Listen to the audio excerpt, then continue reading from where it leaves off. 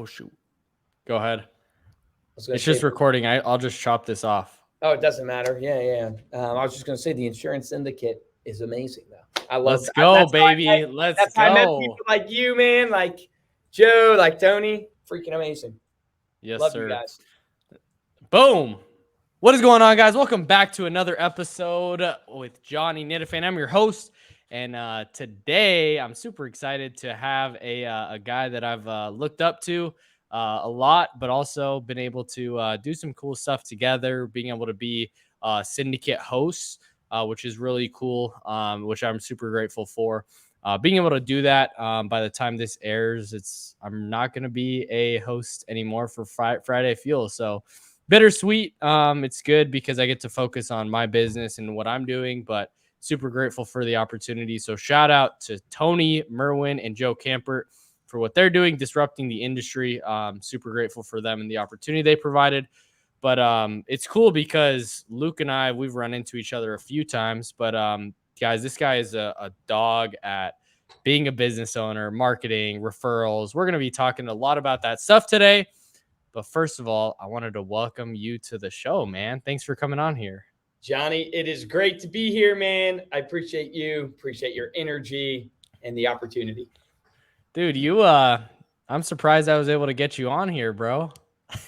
Well, I know you're I'm super famous in busy, my man. mother's eyes, as they say. I'm famous in my mother's eyes. I love it. I love it, dude. Well, it's cool because I remember watching. I heard of you, watched you, and then somebody was like, reached out and was like, "Yo, you should try to get on Luke Acree's show." And I was like, "There is no way." But I was like, you just shoot your shot, bro. You Sometimes you got do. to shoot your shot. You got to like go for it. The worst thing that you could do is get a no show. Like nobody reaches back out, right? So, what have you seen that in your life that like you had to take an opportunity that you're Uh, like it seems risky a little bit, but if you didn't take it, like maybe there wouldn't be upside that you've seen. Dude, so many times. I heard it said one time that it's all about like certainty. He who has the most certainty will win. So if you have more certainty and conviction that you're going to be on my show, stay paid, then I have certainty and conviction that Johnny won't be on my show. You will win every time, right? Because he who has the most certainty and conviction is going to win. And so when you think about what you do in business, life, everything, it's like you got to step out on the limb. That's where the fruit is, as they say. And you got to step out with conviction and certainty, knowing that you'll get 100 no's for that one yes. But I heard a great saying when it came to like sales calls, but it applies to every bit of rejection. It's like, if you make 100 calls and you close one deal and that one deal to you is worth, 10 grand or whatever, right? It's like all of a sudden every call paid you. Like every Yeah. single call that you made paid you, whether it was $10. I mean, how many calls would you make if every call you made was worth $10 to you? You make thousands and thousands of calls because you're just racking up the Yeah. money. And that's the way to think about it. But it's so hard because people don't like rejection. I don't like rejection. I Yeah. can't say you don't like it, but I'm assuming you don't like rejection. Nobody Oh does. no, bro. Not at all. Not at all, bro. What made you start doing stay paid? Like how'd that come about? So that really came out of we had been doing Reminder Media, which is our marketing company. That's the company that I run, and we had been doing it for years. Had a lot of clients, and I realized a huge problem is clients, they are buying our products, but they're not executing, right? So they're Mm, buying these marketing systems, they're sending things out, but they're not doing the proactive step they need to do, right? yeah, bro. And so it's like kind of like what you feel like when you're the marketing companies, you feel like you're the caddy on the golf course. So you're Yeah. the golfer, I'm the caddy. So I'm telling you, here's the club you should use, here's the green, here's how the angles, here's the wind, all this stuff. I'm reading everything for you and giving you advice, but I can't swing the club, right? You, as the Yeah. golfer, have to swing the club. And so I realized, man, how do you get people to take action? How do you motivate people? And motivation of people is really moving their emotion, Yeah. inspiring them for change, because to motivate means to move somebody. And it means you have to speak into somebody's life to get them emotionally charged up to where they have the influence and power to actually make a change in their life. Yeah. And so the podcast was like, man, can we deliver content that will inspire people, that will motivate people, that will give them a new idea, a fresh inspiration to get them to actually take action. And that's why if you see on our podcast, right, we have the big take action sign behind us. Yeah. And we close every podcast with saying, hey, the difference between top producers and mediocre producers is top producers take action. And I give them an action item to go and implement. And what better way to inspire people than to get stellar producers like Johnny Ninifin to get on and tell their story. Yeah. Right. And we interview top producers in every industry and say, here's your story and tell us your best tips. Because I can tell you, tell them blue in the face, this is the club you should use. This is how you should swing it. This is what the green's going to do. But when you see Tiger Woods do the same thing, you're a lot more inspired to do it. Right. Oh, for sure, bro. So that was the concept. That's where it came out of. But and been doing it for almost 6 years now, which is kind of crazy.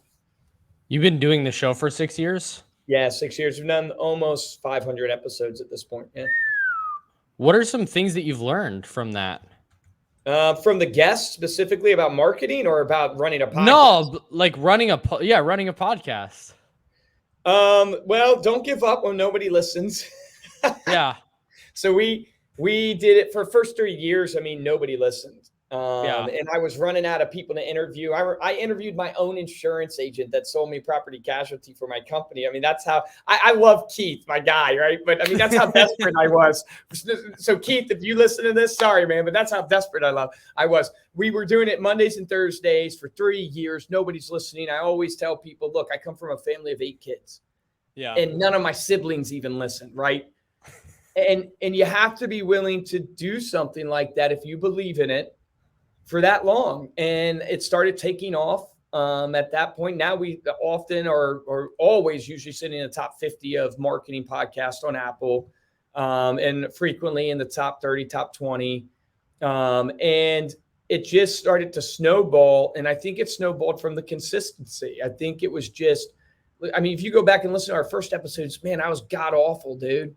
I was terrible. And I'm still going to probably look back and go, wow, Luke, you still are terrible, or you could have gotten so much better. But it's the consistency. So what did I learn? Keep going. Don't give up. It's consistency of producing it every week, consistency of posting it at the same time. An audience comes to expect things. Consumers come to expect things. Yeah, that's good. They expect it on Mondays, right? They expect it to be released so they can do their routine. We're creatures of habit. So if you don't stick to a routine, they can't fit it into their routine. Then also I learned that the most powerful thing about a podcast is the people you interview and the relationships that you'll build from those people.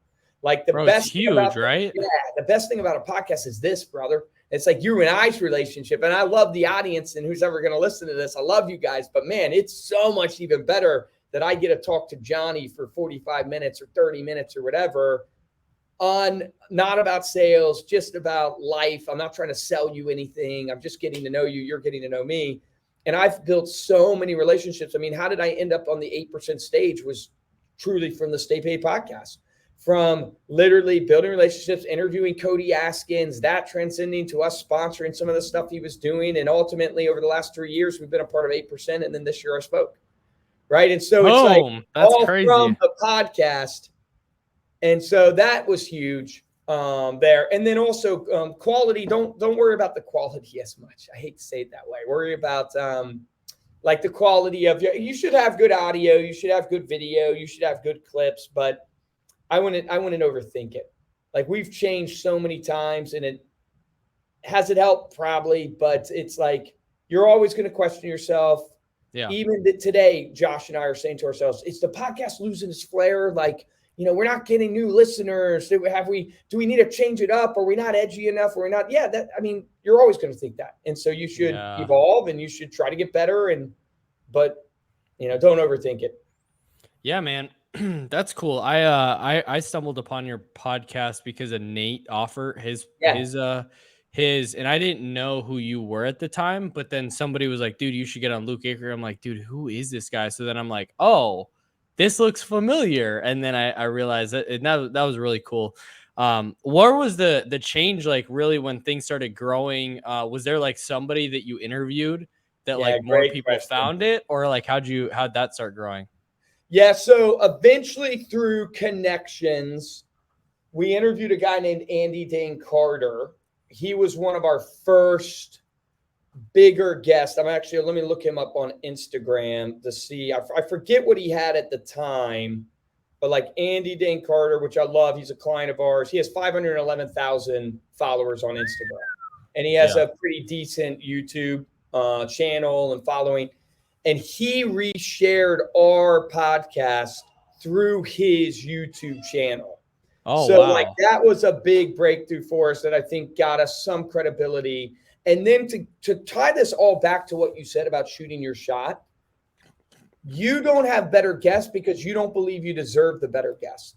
Yeah, that's a good I one. finally got Tom Ferry on our podcast, and those because you guys are insurance in this podcast mostly probably.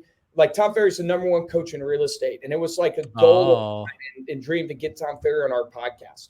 And we finally got him on, and I said to him before we got on, I was like, "Man, Tom, I've been trying to get you on, hoping to get you on." He goes, "Luke, why didn't you just pick up the phone and call me?" And that really struck home to me of like, dude, that's yeah, like huge. I was not calling Tom with conviction, like, Tom, you need to be on my show. I want you to be on my show. I was Yeah. just hoping that I would impress him enough with all the stuff that I'm doing that he would say, I got to be on Stay Paid. Bro, that ain't how it works. You got to be Yeah. able to pick up the phone to tie it full circle to what you said and reach out. But Tom literally said that to me, and that impacted me of like, yeah, Luke, that's why you don't have bigger guests because you're not picking up the phone and asking them. Wow, bro. Did you have his number at the time? No, but you can find it, dude. You can find So people's how'd you numbers. get connected with him? So we ended up Instagram. I was chatting him multiple times over Instagram. Then we found his assistant, I think it was, or something like that, and hit up his assistant. And then we interviewed. This is how it ended up. Now I'm remembering the full story. So we hit all that. Then I found his main guy and tried to get his main guy on. And his main guy said, Oh. "Oh, well, we need to talk to Tom." And so I think because I had hit Tom on Instagram and all this stuff so much, and then I hit his main guy brought it to Tom, and then Tom goes, "Okay, I'll be on your show."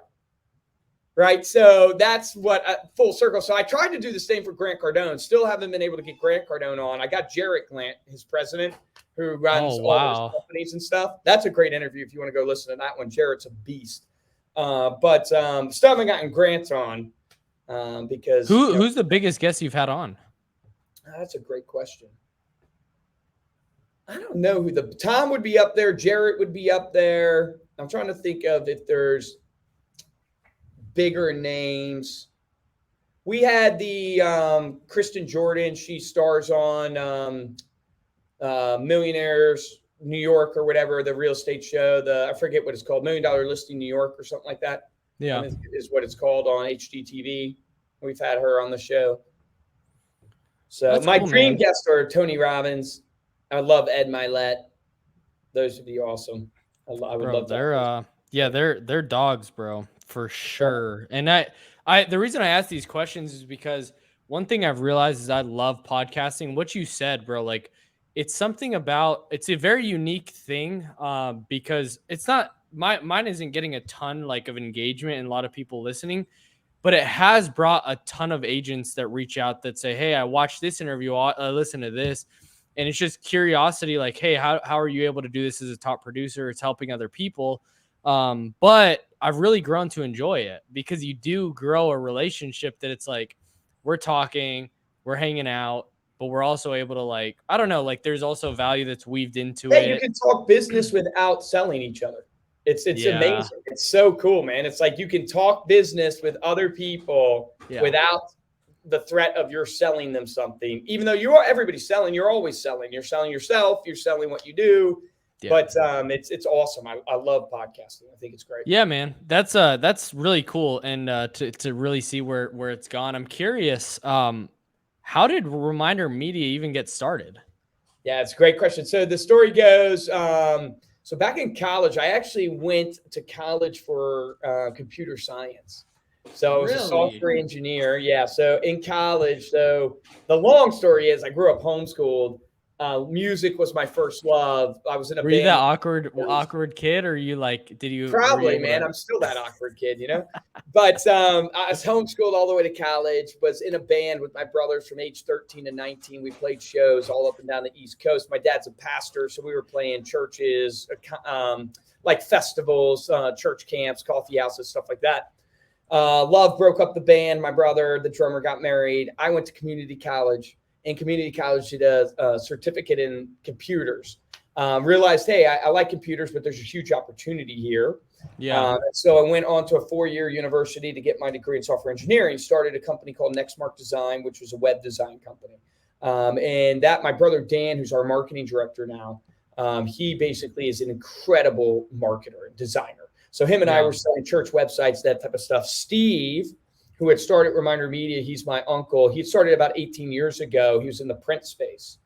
And I started actually programming some stuff for Steve on the side. And we were doing Nextmark Design. Steve's, giving us his advice because he's been in business for a long time. Yeah. And he reached a point in his journey, which I think a lot of people can relate to, which is just kind of a point of burnout.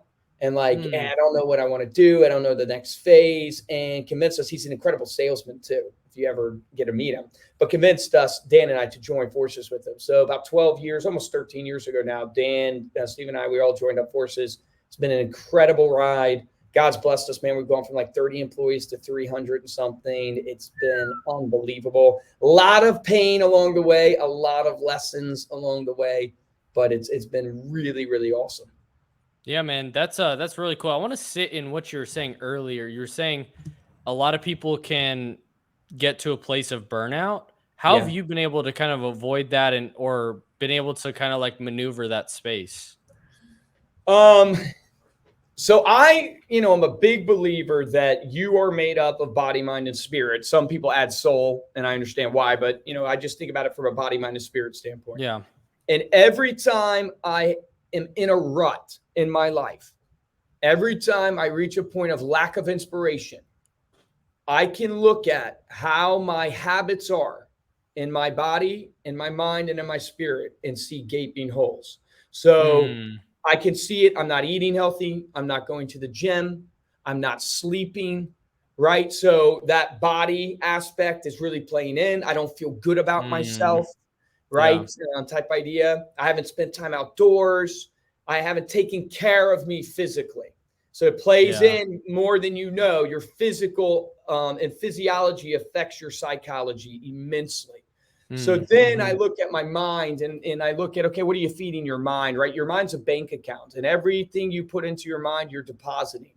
And that deposit, guess what? When you hit that adversity in your life, you're going to go into your bank account and you're going to try to make a withdrawal because you need inspiration. You need knowledge, right? Knowledge is power. You need knowledge. So you're going to go to your mind to take a withdrawal. And if all you fed yourself is crap, all you're going to get, crap in, crap out. Dude, right? That's so good. That's a great analogy. Tiger King, Keeping Up with the Kardashians. If that's what you're watching all day long, when you hit your adversity, that's what you're going to pull from, right? So you got to look at what you're feeding your mind. And your mind is fed not only by what you listen to, what you read, what you watch, right? But it's also by who you hang around. Yeah. Right. So most people are taught you got to get around the right people. Very few people teach you got to cut people out of your life. Ooh, that's good. Got to prune.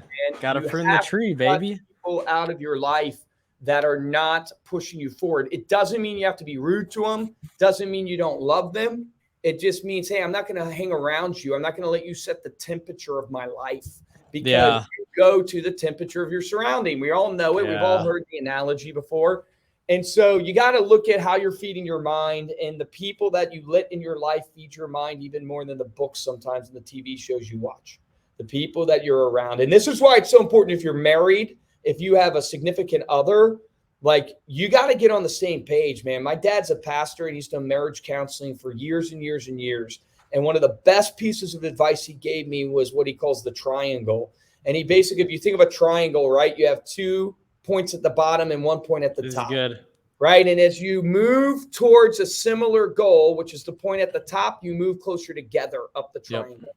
Yeah. If you have different goals, different alignment, you move apart. And why there's a 50% or more divorce rate in our country is because they got misaligned in goal. They didn't want the same things anymore in their life. They didn't keep adjusting and iterating to make sure they're in alignment towards the same goal. And, I'm not judging anybody in their situation. I'm just saying, like, hey, man, if you want to keep good partnerships, if you want to keep things moving, if you want to have the people in your life that move you forward, you got to have similar goals, similar alignment of philosophy and beliefs and values. And this is why when you're building a company, core values are so critical. Vision and mission is so critical because that's what the top of the triangle. If you don't have a vision, a mission, and core values, you don't have anything to point people to that you're aligned to. And then it just becomes you're building a company for Luke Acree, and nobody wants to do that. They want to build a company for Johnny Nitafin because that's who you are, or Susie Q, or Johnny, whatever, right? Whoever you are, that's what you want to build. So you got to have a similar alignment of goals. And then the last is you got to feed your spirit. And what I find in feeding your spirit, now I'm a person of faith, but not to get religious on people or preachy or whatever, but is, what do I mean feeding your spirit?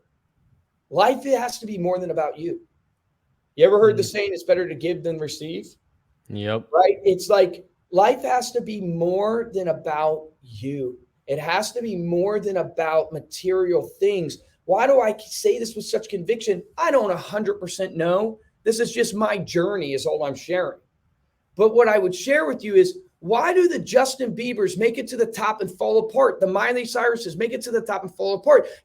That's the pop world. That's the entertainment world. Look at the Ray Dalios, man. He runs the biggest hedge funds or the most successful hedge funds in the world. And he talks about the 3 stages of life. And he says the third stage of life, which is one of the most important, is that when you've made it to the top of the mountain, you must find a way to give back. Ed Milet, who coaches presidents, who coaches top entrepreneurs, who coaches top sports professionals, he immediately gets calls all the time. Help me get out of this rut. Help me get inspired. And he asked them, one of the first things is, how do you give back? And he says the minute he sees that someone is not giving back, that's the first thing he changes in their life. That's good, bro. When you study the brain, this gets really interesting. I heard this the other day. Yeah, that's super good. The brain. We're in a society right now that has so much anxiety and so much fear. Yeah. We're dealing with anxiety left and right. I'm hiring employees, and it's just like anxiety here, anxiety here, anxiety here. And they've studied the brain. And when you are firing the neurons are about gratitude and thankfulness, and you're firing that part of your brain, the part of your brain about anxiety cannot fire at the same time. Literally, when you fire anxiety, you can't fire the thankfulness and gratitude. When you fire thankfulness and gratitude and all those things, you can't fire the part of your brain of anxiety. What does that mean? Man, if you have anxiety, if you have stress, if you have fear, those are normal things. I have it. Practice the art of gratitude. Practice the art of when you wake up today, what's your purpose? What's your identity? I'll tell you a story about why identity is so good. powerful. This is super good. I appreciate that. I was at a point in our business that, I don't want to share all the details from the standpoint of the board people, but basically I made a mistake in our business and we weren't paying sales tax the way we needed to. We were paying all our taxes, but we just didn't realize we needed to pay sales tax on a product in certain states. Oh, okay. That's a big mistake. Just FYI. So we ended up owing a lot, millions in back taxes. And I found this mistake. Actually, a new VP of finance that had hired, he'd been on for a couple of months, and he came to me. He goes, "Hey, Luke, what about this sales tax? Where are you paying it?" And I was like, "What do you mean sales tax? What do you mean?" And he's like, and this guy was kind of like, he was a nervous guy. And I said, "Hey, man, we can get through this, brother. We can get through this. Just don't quit on me." Dude, I went to community college. I never took an accounting class, right? It's like, just don't quit on me. Well, he ends up quitting on me in a couple months. He quit on me. So I'm up late at night here trying to figure out how you file a VDA to disclose yourself to the state before they find you, because if they find you, there's penalties. It can sink the company. But if you go to them, they give you grace and forgiveness. I'm trying to figure out how you pay taxes in this township or this county in this state that I don't even live in, trying to sort all this out. I'm up here till 1 a.m. and 2 a.m. in the morning every night, right? For months. And what's my point in sharing that? My point in sharing that is, one, I should have taken accounting classes, but two, you don't make it through owing millions in that situation. You don't make through that punch in the gut, that adversity, if you don't have an identity that is greater than yourself, you don't have a reason and a purpose that you're doing what you're doing that is greater than yourself, that is greater than just making money. You just don't. You don't survive in those moments if you don't have a reason for what you're doing. If you haven't fed your spirit, if you haven't fed your mind, if you haven't fed your body, but mainly I'm talking about the spirit aspect here, that, hey, man, our vision for our company is to empower entrepreneurs to live a life of freedom. But my vision statement for my life is to empower people to live a life of freedom. I think true freedom comes from knowing Jesus. That's where I think true freedom comes from. That's what my life is truly about. But man, I want to help people have financial freedom, educational freedom. I want them to have relationship freedom, right? It's what I'm passionate about in my life. So when that adversity hits me of owing millions of dollars for making a stupid mistake, having to deal with it, having people quit on me, I got to go back to, hey, why do I exist? Why am I here? What's my purpose? This temporary pain doesn't matter. So anyways, that's a long rant. Sorry to rant there, but that is. No, bro, that's huge, dude. That is, that's really big, because you think about it, the biggest people, most successful people, there's got to be a deeper thing there, continuing to push them. The guys who's been consistently going at it year after year after year, there's a bigger why pushing them. And it's not self, it's others. Yep. And I think that's good. Like the most influential people, you think about Jesus, like that was his mission, to give back, give, which is I think it's just how we're designed. Like I think we're created, when you got to know what your designer has created you to do. Like that's why I think you got to know your creator, because you got to know what the machine was created to do, because you could use a machine the wrong way and maybe it's working halfway, but it's not producing what it should produce, because that's not what it was designed to do. Yeah. Like I just think as people, we were designed, to give, and to that's what's real fulfillment. And but anyways. No, bro, that's really good. I really like that, man. And being able to do that, and really giving, truly giving and giving and giving. But it's a great business principle as well, because the more that you give and give and give, the more that you'll get back. And I think a lot of times, especially in content, I think this is huge, right? You don't want to be oh, nobody always wants to be sold, but give, and all of a sudden you start getting back. Have you seen that in your business, or in business wise, or things like that? Yeah, I think content is a massive application of giving. Meaning you can put out content like the podcast, stuff like that. I think the place I would tell people is giving can be simple. It can be just caring about people. And I think a big mistake that we make in business, right, is we have this database, this list that we are trying to get us known, like, and trusted. That's ultimately the goal. You have a list. It might be 50 for you, might be 1,000 for you. It just depends how big your list is. But you want those people to know you, like you, and trust you. How do you give to them? You give to them by caring about them. And caring can be as simple as getting to know them. How do you have relationships with people? You get to know them. How do you get to know them? Through conversation. How do you have conversation? Through outreach. I challenge people every day to do a 5 for 5. Pick 5 people in your database, take 5 minutes and reach out to them. Maybe it's reaching out through a simple video message. Hey, Johnny, was thinking about you today, brother. We haven't talked in a while, man. We got to catch up. I hope you're doing well. Hope you crush it today. I can't believe it's already August. Just want to say I appreciate you being in my life. And if you ever need anything, let me know. Boom. And text that video to Johnny. That's giving. I'm not selling you insurance. I'm not selling you marketing. I'm literally just checking in. Or it could be what's your favorite sports team, man? Football team. The Warriors. Oh, the Warriors for basketball. So, okay. So literally if I'm watching the Warriors, right, and I'm watching, a game and I see that they lose, shooting you a text, Johnny, man, dude, I just saw the Warriors lose, man. I'm sorry, bro. I hope you're not too sad. I text to you. That's true marketing, because that's true relationship. Man. Most people don't think that way. Yeah. They don't think that, no. The reason I'm going to choose Johnny for my insurance is because he texted me about the Warriors. Because it's top of mind awareness. It's getting him known to me. It's getting him liked because we have commonality. We're building rapport. And then if you do your content side, which is putting out, your expertise on insurance, what people need to know about insurance, where the mistakes are in insurance, what the cost is of insurance, how you can help them with insurance. You're putting out your frequently asked questions. You're educating people on everything there is to know about insurance. I won't pay attention. I don't care. I see you posting it. I don't care. It doesn't matter to me because it's not a pain point to me right now. But I'm seeing it. But you're texting me about the Warriors. So you're known to me. I'm liking you, dude. And then all of a sudden, when the pain point hits where I need insurance, oh man, who am I going to go to? I'm going to Johnny because we have a relationship and I've seen him for the last 3 years post consistently about his passion for the insurance market and protecting people and helping people. And even though I haven't watched a single video, I've seen the post. Even though I haven't opened a single email, I've read the subject lines and I know Johnny loves insurance and he loves helping people with insurance. Why do I know this to be true, man? It's what I do. It's what I do with my podcast. It's what I do with marketing. People don't read all my emails, not nearly all of them. They don't read or listen to all my podcasts, but they see them posted and they see, man, Luke loves sales and marketing. This guy is all about marketing. He's talking about marketing. He's putting products out about marketing.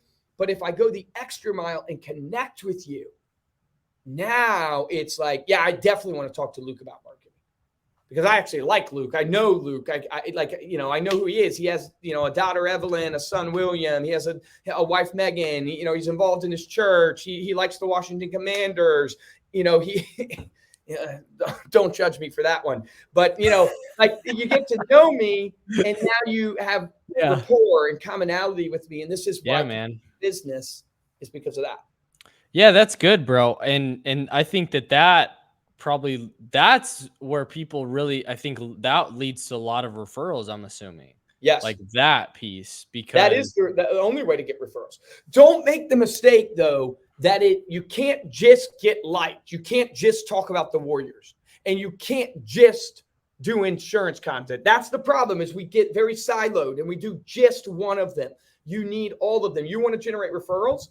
I teach people this framework all the time. It's called FIT, F-I-T. It stands for frequency, impact, and trust. I've studied so many marketing campaigns. I've worked with over 100,000 businesses in 142 different industries. I don't say that to impress. I just say that to go, hey, almost all I know this framework works. I know this works.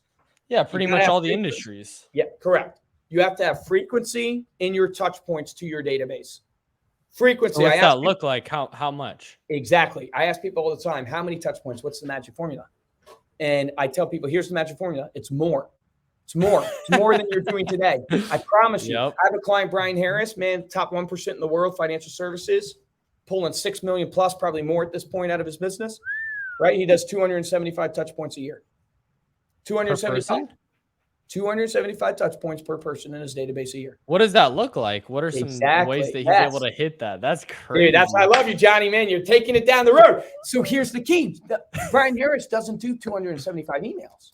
He doesn't just do 275 pieces of direct mail. Brian Harris communicates on all frequencies of marketing. The reason why the word is frequency is because it's not just about the number of touch points. It's actually the channel. When you get in your car, you turn to the frequency of the radio station you want to listen to. Yeah. There's frequencies of marketing. There's face-to-face. That's a frequency of marketing. There's voice-to-voice, meaning you talk to them on the phone. There's the mailbox, direct mail. There's the inbox. There's social media. There's screen-to-screen. There's 6 different frequencies. I shared this at 8%. There's this thing called the frequency illusion. It's really, really powerful. I don't know if you heard this before or not. But what it means is basically, have you ever bought a car before and you see it everywhere? Has that ever happened to you?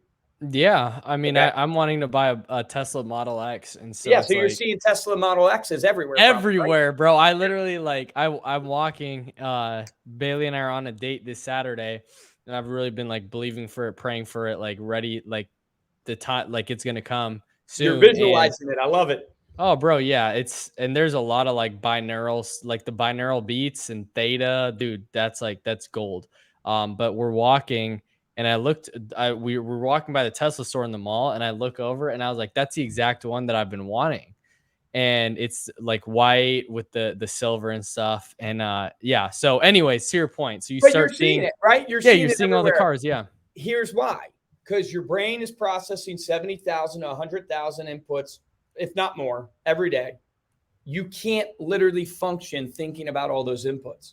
So your brain is a master at filtering, and it filters based upon what it believes is important to you. There's this thing called the RAS system. People are familiar with it. It's called the reticulating activating system. Yeah. Right. So when it registers there in your RAS, meaning you bought a car, you want a car, it registers there. Now you actually see it everywhere because it's important to you, and your brain lets those things in. So the frequency illusion is a similar phenomenon. And what it basically states is that, Johnny, if you see me on 2 or more frequencies, you believe you see me more than you do. So if you see me today screen to screen, right? We're on StreamYard right now. You're seeing me screen to screen. If you go home tonight and you see me on a social media ad, or you go home tonight and you get a piece of direct mail from me, you go home tonight, you get an email from me, that's another frequency. Because you see me on multiple frequencies, your brain actually is going to think you see me more than you do, which means I'm going to raise in awareness to you in your mind. Why is that important? Almost in every industry, the stats are about 76% or higher. Consumers choose the first business they think of. So, Johnny, if you need insurance right now, the first insurance agent you think of has a 76% chance to earn the business simply because they were first in your mind. Because humans want convenience. They say they want the best, but they don't really. Do you go to the best doctor in the nation? Do you go to the best dentist? No, you go to the most convenient dentist, whether it's for your insurance policy or for someone referred you. You don't know if it's the very best dentist. You don't even know how to judge if it's the best dentist. It's just the most convenient because they were top of mind first. You chose them. But that's frequency, right? And the frequency illusion, and what Brian Harris does is he sends 275 touch points, or does 275 touch points spread across all 6 frequencies. So he's doing our 6 magazines a year. He's doing 52 emails. He's doing multiple client events. He has postcards going out. He has handwritten notes going out. He has a myriad of touch points, and I have this whole touch point plan, but it's spread across all frequencies. So now his database is going, man, Brian's always in front of me. Brian's always there, but he's never overbearing. He's never spam, but he's always there. And that guy's freaking the top 1% in the world, man. So you got to be frequent, but you can't be just frequent. You need impact. See, most businesses are frequent, but they're frequent with junk. That's the problem. Right. So you got to be frequent with impact. We just talked about this, so I won't harp on it. But impact comes from personalization. So the more you can get to know your clients, the more they will actually receive the information from you, and the more you can personalize the touch points down to them. So I give people a hack called FORD. It's an old sales networking trick. It's FORD, and it stands for family, occupation, recreation, and dreams. And what you should do in your CRM right now or in your Excel doc is create those 4 fields on each contact that you have. And what's the O? Oh, occupation. Occupation. Your goal should be to find out if Luke is in your database, who's Luke's family. If Luke's in your database, your goal should be to connect with me and find out what's my occupation. What do I do for work? Right? What's my recreation? What are my dreams? What are my hobbies? I mean, what am I into? Music. I go to church. I have an animal, right? What are my things that I'm into? And what are my dreams? Where am I going? You as an insurance agent, man, you protect people's dreams. That's what you do. You protect their families. Like that is what you're doing, right? So if you know these 4 pillars on people, then you have a good relationship with them, and then you can market to them. Now you know Johnny loves the Warriors, and you can text them. Right now, you can set up automation for birthdays going out, for beneficiary birthdays. You can do those things because you have this information. You got to personalize your marketing because personalized marketing wins. Facebook makes billions. Google makes billions. Why? Because they track every data point on you. They build a profile on you, and they serve up advertising based upon what you've searched, what you clicked on, what you looked at.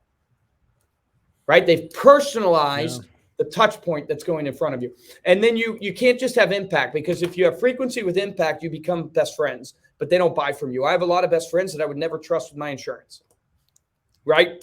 I have a lot of best friends that I'm good friends with. I would never trust my kids with them. Yeah, there's no respect. The more you trust somebody, the less there's respect. Yeah, so you have to build trust from a subject matter perspective. So FIT. That's good. That's a good one, because I think a lot of people.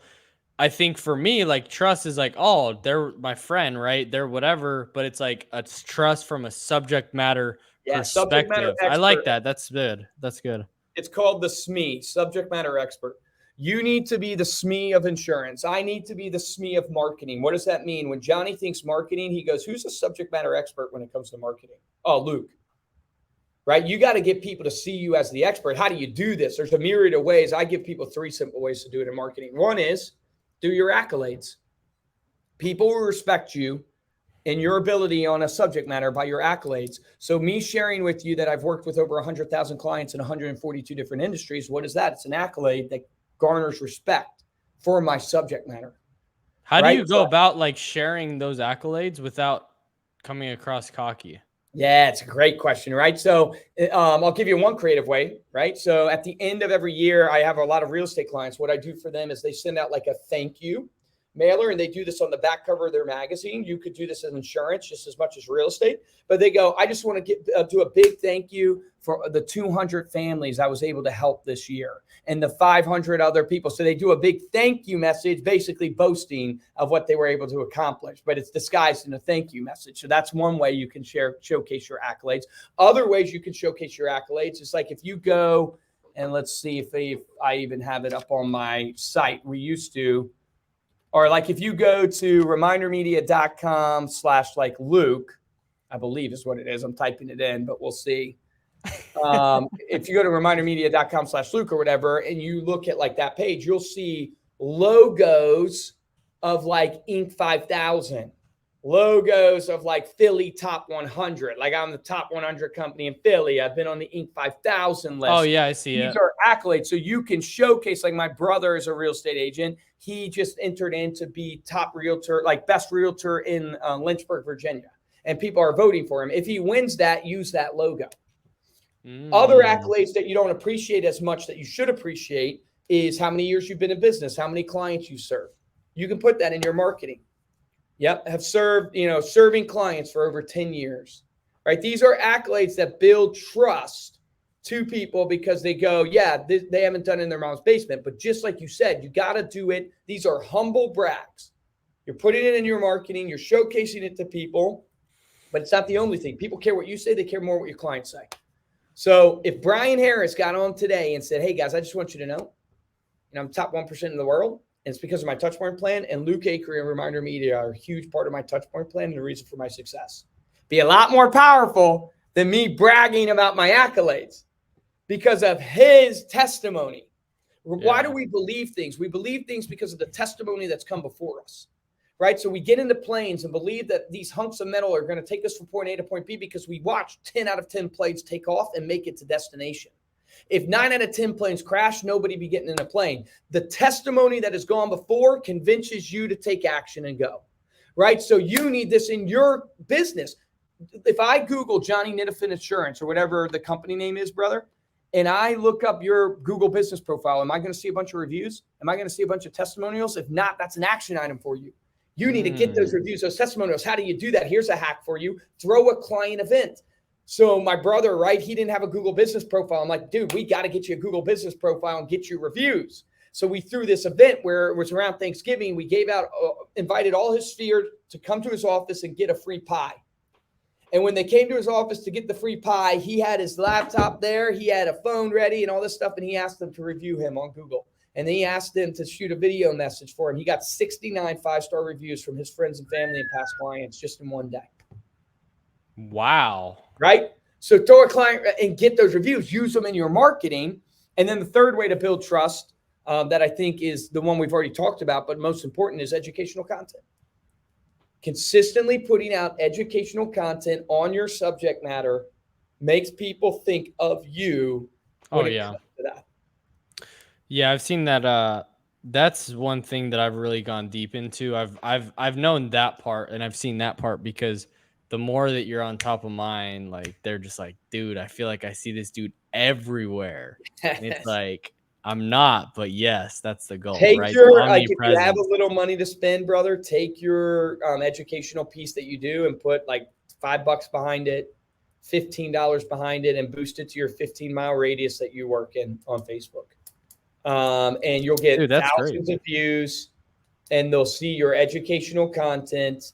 And it's a cup of coffee. Forego the Starbucks, put it into your brand, and it will be a huge branding play for you. It's not the end all be all. It's not going to generate tons of leads. It's just another piece that solidifies you as the expert.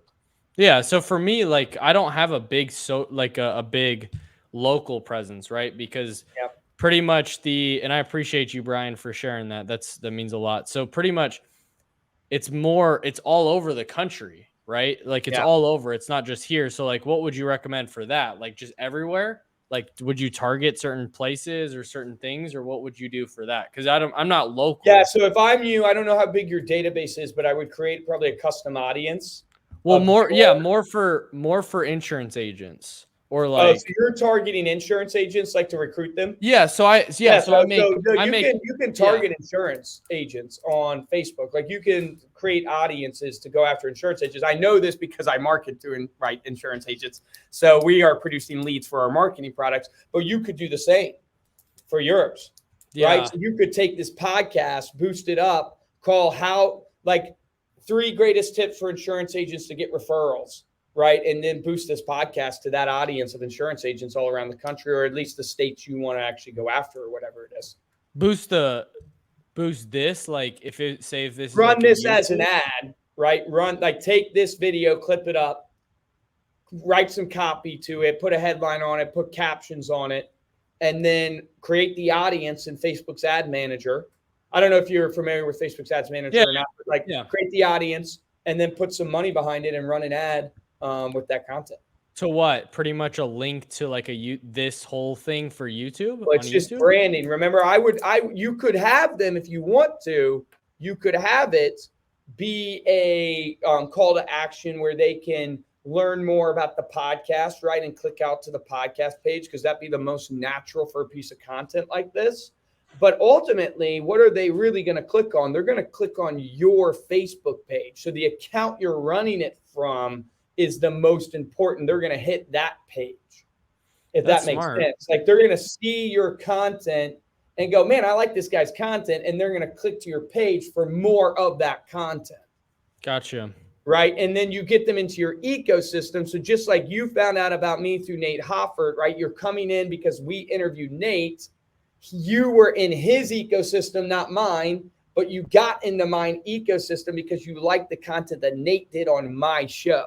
Yeah. So agents that maybe follow me, like if I share this, they might listen to this and go, wow, I really like this show that this guy, Johnny, I don't know him, did. And then they want to go look for your other shows. And now they're in your ecosystem to get your content. And you don't totally know what's going to happen to them there. But ultimately, it's branding is what it is. Yeah, that's good. So pretty much, yeah, that's really good. And not just because I think of like running ads to get leads, but I think it's also like just a brand, like get in front of people. Yeah. Yeah, it's 100% brand. Look, like the saying is this: if you want to get rich, do direct marketing. If you want to get wealthy, build a brand. What does that mean? What that means is, man, Louis Vuitton, Nike, Microsoft, they ain't out there hawking on leads. They generate tons of leads. They've built a brand. They've built a business that attracts. Right now, it's different in Nike than it's going to be for the local insurance person, right? Yeah. But the point being is the same: you've got to build a brand. How do you build a brand? The brand is what people say about you. So like you have a brand, whether you think so or not. The question is, are you controlling the narrative of it? Right. So there's a brand about you out there. The question is, are you controlling the narrative? How do you control the narrative? You got to be frequent. You got to put content out there. Right. Yeah. That's the big mistake people make is they go, I don't want to be on social. I don't want to. Well, you have a brand, whether you think so or not. It's just what your client is saying about you. Your job is to get them to think and say things about you that you actually want them to say about you. And how do you do that? You've got to put in front of them the content that you want them to have. You got to deliver the value that you want them to have. And you got to do it for long periods of time. Trust is not built in a day. It's built on consistency, on months and years. I just got off a coaching call right before I came on this with an agent. And I asked him, I said, did you hit your daily posting goals on social? He said, no. And I said, did you hit your 5 for 5 goals? He said, no. Now he hit a bunch of other goals that week, but he failed on those 2 goals. I said, your problem is, brother, the reason you're failing on those goals is because you don't see the instant gratification in those goals. And I said, I'm the same way, my man. I'm the same way. But I promise you this, 2 years from now, you'll look back with insane gratitude and insane confidence if you actually stay consistent for the next 2 years of posting every single day and hitting 5 people every single day. You need to think 2 years from now, brother. You need to have a longer horizon, because if you go to the gym every day for 2 years, you know what's going to happen? You're going to be You're going to start freaking looking ripped. better, You're baby. going to look Yes, good. sir. You're going to look good, man. Yeah, man. That's it, bro. That's it. Well, as we wrap up here, I wanted to ask you one more quick question on that, because what would you say the balance is between having the organic marketing and also the paid advertising? What's the balance you're asking? Yeah, like what's a Oh, good how much you can spend. It's all budget, Rise. Meaning, like, there's sweat equity and check equity, I always tell people. So if you have the check equity, it gives you leverage, right? Because you can pay people to do what you don't know how to do. And you can get there faster, right? So Grant Cardone built his social following really through paid. Most people don't maybe know that, but he built it through running paid ads and doing. A lot of people do this. And it's a smart thing to do if you can afford to do it, because you just get more reach. So money's just giving you leverage. There's nothing wrong with it. Dude, if you can pay just to get out in front of people, definitely do it. Most people can't do that. They have to put in the sweat equity. And the sweat equity is the organic side, where you are basically posting consistently, but it's really not about the posting. It's about the engagement. Like Joe Camper is a beast on social, kicks my freaking butt. You know why? Because that guy is freaking relational, dude. Like, that guy is engaging with people all the time on social. Like, look at him in the insurance syndicate, commenting all the time. Like that. Like Brian Moore's on this, right? Brian, same way, man. Kudos to bro. you. Brian's You're the a same beast, freaking dude. way, brother. And Melissa's on here too. This is sweat equity, man. Brian being on here. Melissa, yeah, Melissa's another one. Yeah, I see her all the time. This is sweat equity they're putting in. They don't have to do this, but they're doing it because they know this is what pays dividends, is pouring into people. And so the balance, I would say, is really dictated by your time and your money. And then, just realize that the reason why you have to have a great organic presence of posting all the time is because when you run the paid and they like that little clip, they have to jump to you and they have to have something that they can get into. This is why when you start a podcast, you should record 4 to 10 episodes before you even release. So when you release, you have a backlog. So when they like that first episode they listen to, they can immediately get a fix by going into listening to the other 10 that you've pre-recorded already, right? But if you just give them one episode, then they're hungry for the next, and then you might lose them because the attention span of a consumer is gone in seconds, right? Yeah, bro. Dude, it's been good, bro. Where can people follow you on your journey? And obviously, like, if they like that, man, where can they go follow you and connect with you? Yeah, thanks, brother. I appreciate having me on. And I love you, dude. I love your energy. I love what you're doing. So would love for people to connect on social. So at Luke Acree on Instagram, at Luke Acree RM on Facebook. You can find me in the insurance syndicate and stuff like that too. My podcast is Stay Paid. So staypaidpodcast.com. And then we're on all the channels, right? iHeartRadio, Spotify, Apple, all that stuff. And then if you are interested from a marketing perspective, of course, we would love to work with you. Our niche is really touch point marketing. So if you need things to send to your database to be the subject matter expert, to stay top of mind, that's what we do best. We've been doing it for a long time. It's remindermedia.com. And we work with 142 different industries. So I always warn people, if you go there, like, we do work with your industry probably. But it's, you're going to see, people might see real estate, they might see financial advising, you might see mortgage, stuff like that, but we'll work with your industry too, more than likely. Definitely in insurance. We work with thousands of insurance agents. So. Boom. Luke, appreciate you, man, coming on here, dropping bombs, giving out gold for free. This was good, man. I really appreciate you. And guys, thank you guys so much for watching till the end of this podcast. If you guys liked it, subscribe to the channel, and I'll see you guys on the next one. Peace.